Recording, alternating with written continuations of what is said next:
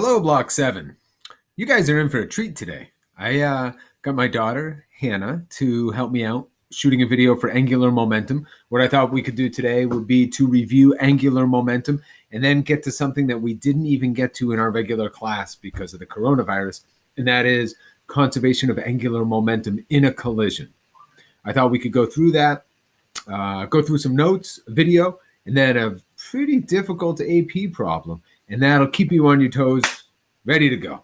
So I'm going to start off with some notes that you've actually already seen, which is the law of conservation of angular momentum. Now, I've got to remind you, when it comes to angular quantities, the real key is to think of it as a linear quantity and then translate it in your head. Now, momentum is like the easiest formula of the entire year. P equals mv, mass times velocity. So when we talk about an angular quantity, the angular momentum, we use the symbol L. Moment of inertia, I, is the equivalent of mass when we talk about a rotating system. And omega, funny looking W, is the angular quantity for velocity. So simply L equals I omega. Yeah. For the very easiest case, when we have a mass orbiting around a radius, or say just a mass some distance r as it's spinning, the moment of inertia for that is mr squared. Since omega is equal to v over r, when I take those, I can substitute in mr squared for I and v over r for omega. Sounds like I'm speaking Greek, doesn't it? To end up with another simple formula, which is just angular momentum can be mvr for a case where we have a mass some distance away from an axis of rotation. Okay. Now, the law of conservation of angular momentum, basically it says angular momentum's conserved. If you don't get that, get out. No, I'm just kidding. It's in the name, for gosh sakes. So it's got to be conserved. And the simplest case, which we already talked about briefly when we looked at these notes, is the classic case of a figure skater or somebody on their own changing their moment of inertia. So if you're spinning with an angular velocity omega 1 and you have a moment of inertia with your arms out, as you pull those arms in, you change your moment of inertia. The angular momentum must be conserved. Yeah. Okay. Hannah explains that nicely in the video in a minute. But you know what? That's the easy stuff. What about if there's a collision? I didn't even talk about this in class. And I think that some people in your class actually got this problem or something similar to it on the AP exam, and that's a bummer. So let's just pretend we have a collision where we have a rotating platform with very little friction that is free to turn around its axis of rotation. Picture the platform. You'll see it in the video. It's like 2 feet across. It's made of metal, and it has really good ball bearings in it so that it just keeps on spinning. Now, if I take a ball of clay and I throw that at this disc, now, the thing that's going to catch that ball of clay, let's say we take a rod and we duct tape it to the surface of this thing, and we throw the ball in with a certain velocity, v, linear velocity. Now, here's the thing. That ball actually has some angular momentum relative to this axis of rotation, right? It has a distance r away from the axis of rotation that it's hitting the system, so that its angular momentum would be I omega, which for just an object, we can substitute in and use mvr. This ball has angular momentum. And then a collision happens. Now, what is conserved in that collision? That's right, angular momentum. Good. So now, if that ball sticks to the rod, its angular momentum of the ball will have to be equal to the angular momentum of the system after. And come on, back up a little bit. Stick your arms out. Have someone throw you a ball. What happens? Oh, makes you move. Makes you spin, right? Child's play. All right. So if you can envision that, I'm going to let you watch this video that Hannah and I shot out in the backyard this morning. Take a look at that, and then we'll look at that AP problem together. Thanks for hanging in there, everybody. All right, so here we are today trying to explain a little bit about conservation of angular momentum. The concept at first is really easy to understand. Momentum, linear momentum, is mass times velocity. So in a rotating reference frame, angular momentum would be moment of inertia times the angular velocity. Fair enough? Now the thing about angular momentum is that it's conserved. And the easy way to look at it is that idea of a figure skater. That as something is rotating, the total angular momentum must be conserved. So if we have Hannah put her arms out, and I apply a torque, which means I apply, it's slightly uneven, so she's rotating. If I apply a force across the radius, then she will start to spin. And her angular momentum will remain constant. Now what that means is when she pulls her arms in and makes the moment of inertia less, the angular velocity has to increase. Now you put your arms back out and she should slow down. Now her arms, even though she's jacked, still don't change her moment of inertia that much. So what we're going to do is give her a couple bocce balls. Now her moment of inertia is going to be greater because we would take from the radius out to here, multiply that times the mass, the radius squared, times the mass. So when she pulls her arms in, she's going to change her moment of inertia more. Ready? So I'm going to give you a teeny bit more of a push. She has angular momentum, and pull the arms in.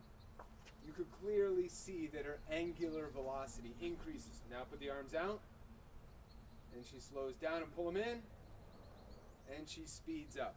You can't feel it. Could you feel it? Yes. Yeah. Nice. Now, that is actually kind of easy. The question is, how is angular momentum conserved in a collision? Well, if I take a ball and I throw it at Hannah's chest. Now, we need you to be here. If I throw it at her chest, actually, you can put your arms out. No, arms to catch it. Oh. Actually, here, let's do it this way. You ready? All right, throw it there. Does it cause you to spin? No, because this ball, when it hits her at the axis of rotation, it's kind of like trying to open up a door at the hinge. It's not going to work because the torque is 0. Right? But if she puts her arm out and catches this ball, the ball will have an angular momentum relative to the axis of rotation, which pretty much runs right down her center of mass. So if this ball, arm down, the ball has angular momentum relative to this axis of rotation, so that when she catches it, the total angular momentum still must be conserved. You ready? So I'm going to toss this ball. Nice hands. Now earlier, I threw the bocce ball at her and that didn't work that way. This ball doesn't have that much momentum, angular momentum, relative to the moment of inertia, so it doesn't get her moving that fast. But you can see that the concept makes sense. This angular momentum of a ball moving relative to the axis of rotation has to be conserved in the collision. Ready? And I think that's it. Hannah, you want to take a bow? Good. Don't fall off the chair. Round of applause for Hannah. Nice job, Hannah. 5th graders are awesome. They're game for everything. Now, what I'd like you to do is to take out your AP booklets and flip to 217-3. And as always, you are welcome to just try this on your own. Feel free. And then you can check the answers at the end. I'm not going to lie, though. This is a unique and difficult problem. I like some of the things that I can point out as I go through it. So I'm going to get right to it. You ready? Here it goes. It says 25 minutes. Whew. The left end of a rod of length d and rotational inertia I is attached to a frictionless horizontal surface by a frictionless pivot, as shown above. Point C marks the center midpoint of the rod, also known as the center of mass. The rod is initially motionless, but is free to rotate around the pivot. A student will slide a disk of mass m disk towards the rod with a velocity v0 perpendicular to the rod, and the disk will stick to the rod a distance x from the pivot point. The student wants the rod disk system to end up with as much angular speed as possible. Okay, so in order for me to visualize that, here's my rod, here's my disc coming in, and where should I hit? Close to the hinge or farther away from the hinge? Jeez, that's pretty easy. Before I begin doing this out, I'm going to highlight the variables that they gave me. They're giving me the length of the rod, d, the rotational inertia. They're giving me the mass of the disk and the x, which is the distance from the pivot point, and v0. Okay, so suppose the rod is much more massive. Okay, if you say so. If the rod is much more massive than the disk, to give the rod as much angular speed as possible, should the student make the disk hit to the left of point C, at point C, or to the right of point C? Obviously, it's to the right. Come on, AP, that's too easy. Oh, briefly explain. Briefly, 1 or 2 sentences. Now, I could take 2 different tacks here. I could say, in order to apply the greatest torque to the rod, I would apply a force at the greatest radius. So I could go with the torque equals RF argument and say by increasing R,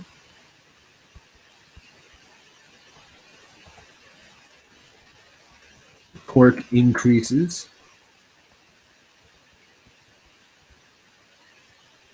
Since the sum of the torques equals I alpha, bigger torque makes it turn faster, or gives it a greater angular speed. So that is one argument. There is another one, though, and that's the one we were just talking about, angular momentum. So that answer would be completely acceptable. But I could also say the farther the disk hits, oh wait, it said without manipulating equations. Just can't help myself. It says the farther the disk hits from the pivot point, the greater the angular momentum of the disk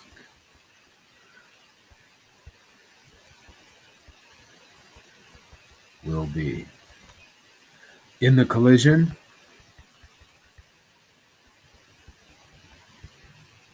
angular momentum will be conserved. I apologize for my handwriting. I'm trying to be fast. You guys okay with that? Good. Now the question gets weird. That first part was just like a warm-up. On the internet, capital I, what do you know? On the internet, the student finds the following equation for the post-collision angular speed omega of the rod in this situation. According to the internet, omega equals the mass of the disk times x times v naught over I. At which point, you'd have to say, what? Carry on. Regardless of whether this equation for angular speed is correct, does it agree with your qualitative reasoning in part A? In other words, does this equation for omega have the expected dependence as reasoned in part A? Well, in part A, it's basically asking, where should x be? And now look, it should be clear that the farther away you are, the bigger the x, the greater the angular speed will be after the collision. If here is my pivot point right here, okay, if it strikes at a point x which is small, okay, if x is greater, then it's going to have a greater angular velocity. Does this equation agree? Yes. And I think I just said it. As x increases, omega increases. This agrees with my reasoning. Now look, here's why this is such a powerful problem for you guys to see. You don't know this formula, but they're giving you a formula and see if you can think about it. All right, moving on. Another student deriving an equation for the post-collision angular speed omega of the rod makes a mistake and comes up with this formula. Omega equals I x v naught over mass of the disk times distance or length of the disk, length of the rod to the fourth. Without deriving the equation, how can you tell this equation is not plausible? In other words, that it does not make physical sense. Briefly explain your reasoning. Well, I think there's parts of me that get kind of nervous about this. I'm looking at it now thinking, I wish I reviewed this before I would start the problem. But this is how you guys feel too. Like, what the heck? So let's think about what could be wrong. I'm going to go through a process where I look at each variable and say, does that make sense or not? All right, ready? Let's start with x. If x goes up, what happens to omega? Omega goes up. Does that work? Yep, that makes sense. If v naught goes up, does omega go up? Yeah. Does that make sense if the disk is going faster? Yeah, it does. Check. That makes sense. All right. The mass of the disk. If the mass of the disk goes up, does it make sense that omega would go down? So if you hit it with a heavier disk, does it go down? That's what it is. Now let me see. D to the 4, as d to the 4 goes up, the longer the rod, omega goes down. I'm not sure. You know what? I'm going to quit while I'm ahead. That doesn't make any sense. So let's put it in some words. In the collision,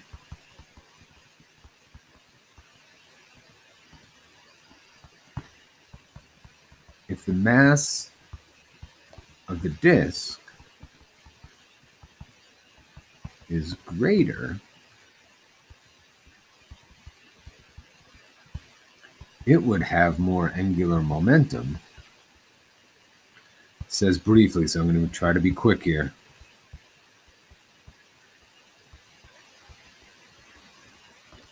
It would have more angular momentum, and omega would increase. This formula gives a result that is opposite that.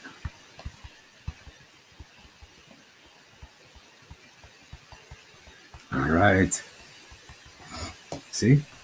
You stay cool, you stay calm, you use your reasoning skills, and you guys can figure anything out. Hopefully including this next one. For parts D and E, do not assume the rod is much more massive than the disc. Okay. Immediately before colliding with the rod, the disc's rotational inertia about the pivot is mx squared. Oh, that makes sense. I'm telling myself because I know that for just a mass, I equals mr squared. So, okay, check.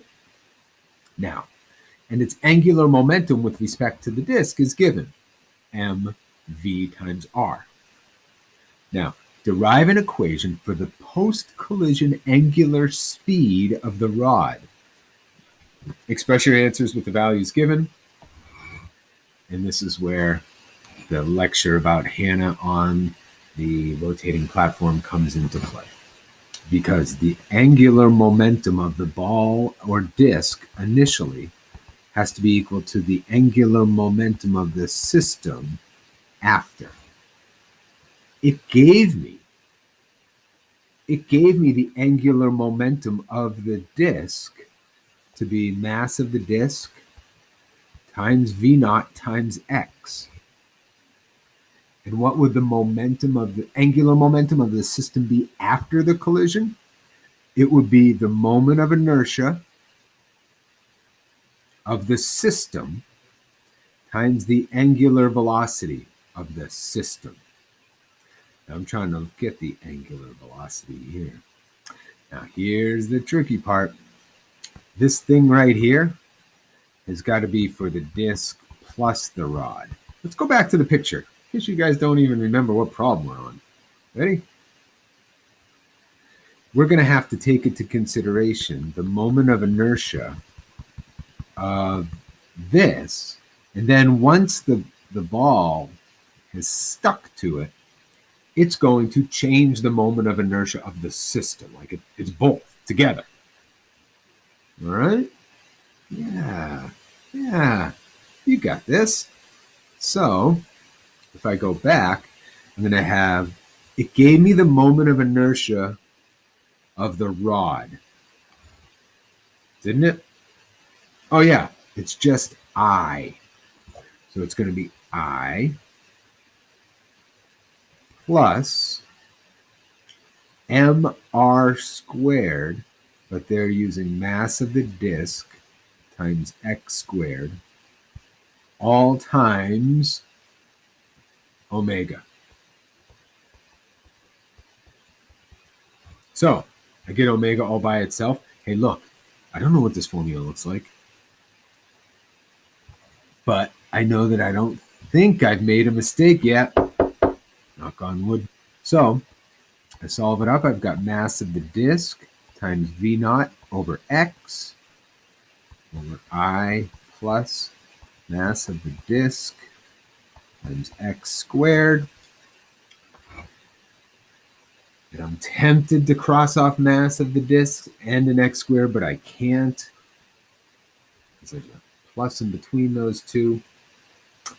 I believe, I hope that is right. If I wake up tomorrow morning and realize it's not, I'll have to go back and edit this. Do you see a mistake I made? Anybody? Speak up. I did the moment of inertia. I think we're good. Okay. Consider the collision for which your equation in part D was derived, except now suppose the disc bounces backward off the rod instead of sticking to the rod. Is the post-collision angular speed of the rod when the disc bounces off, is it greater than, less than, or equal to the post-collision? What do you think? The angular speed of the rod greater, less, or equal to when it sticks? Are you ready? Go ahead, vote.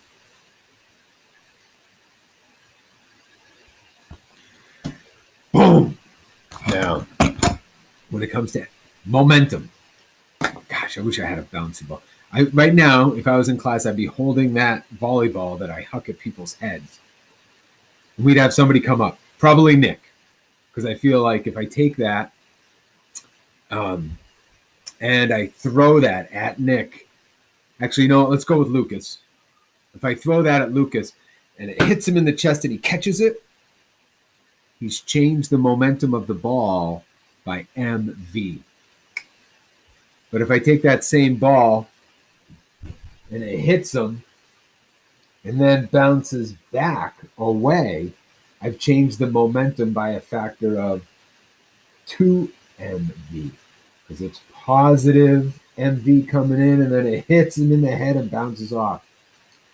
It actually hurts more if you're hit by something and it bounces off of you than if you catch it. If you don't believe that, go play dodgeball out in the street. So,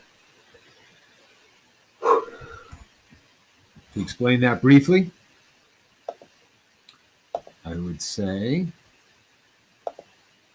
when I'm editing this later, I'm going to speed up my typing.